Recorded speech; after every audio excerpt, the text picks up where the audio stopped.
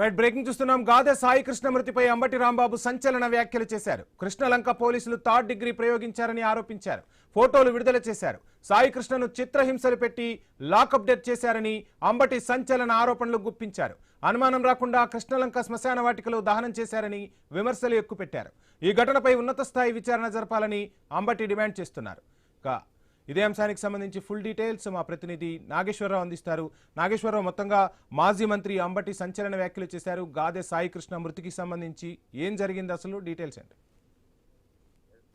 ఏదైతే గాదె సాయి కృష్ణ సంబంధించి నెల రోజుల క్రితం గాదె సాయి కృష్ణ విచారణ నిమిత్తం ఏదైతే ప్రకాశం జిల్లా నుంచి తీసుకొచ్చిన నేపథ్యం ఉంది విజయవాడ కృష్ణలంక పోలీసులు. అయితే దీనికి సంబంధించి అప్పటి నుంచి కూడా అతను కనపడట్లేదని తన తల్లి ఆ కోర్టును కూడా ఆశ్రయించిన పరిస్థితి, పలుసార్లు పోలీస్ స్టేషన్ లో సిఐ నాగరాజుని కలిసిన పరిస్థితి అయితే ఉంది. దీనికి సంబంధించి ఏదైతే అంబటి రాంబాబు ఏదైతే నేను ఘాటు వ్యాఖ్యలు చేసిన పరిస్థితి, పోలీస్ డిపార్ట్మెంట్ మొత్తం కూడా కూటమి ప్రభుత్వం తొత్తులాగా పనిచేస్తుందని చెప్పేసి కూడా ఆయన వ్యాఖ్యలు చేసిన పరిస్థితి అయితే ఉంది. అదే విధంగా చూసుకుంటే ఆ మనిషిని ఏదైతే సాయి కృష్ణ ఉన్నారో సాయి కృష్ణని తీసుకెళ్లి కాల్చి చంపేశారనే విధంగా కూడా ఆయన ఘాటు వ్యాఖ్యలు చేసిన నేపథ్యం ఉంది. అయితే ఆ ప్రజలను కాపాడాల్సిన పోలీసు వ్యవస్థ, ప్రజలకి ఏదన్నా అన్యాయం జరిగితే ముందుండి కాపాడాల్సిన పోలీసు వ్యవస్థ ఈ విధమైన దారుణానికి కోలుకుంటాం అనక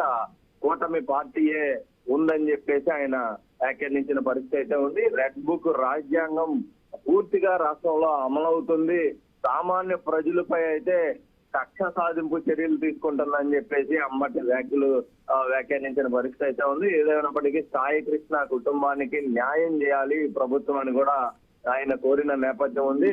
ముఖ్యంగా లోకేష్ రెడ్ బుక్ రాజ్యాంగం ఏదైతే వారు రాజ్యాంగాన్ని అమలుపరుస్తున్నతో పాటు పోలీసులను కూడా తీసుకొని పోలీసు వ్యవస్థతో ఈ యొక్క రెడ్ బుక్ రాజ్యాంగాన్ని నడుపుతున్నారని అంబటి రాంబాబు ఫైర్ అయిన పరిస్థితి అయితే ఉంది.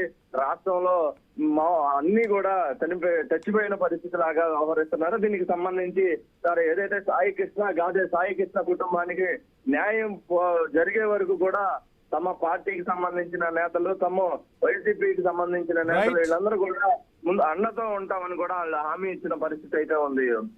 Thank you Nageswararao.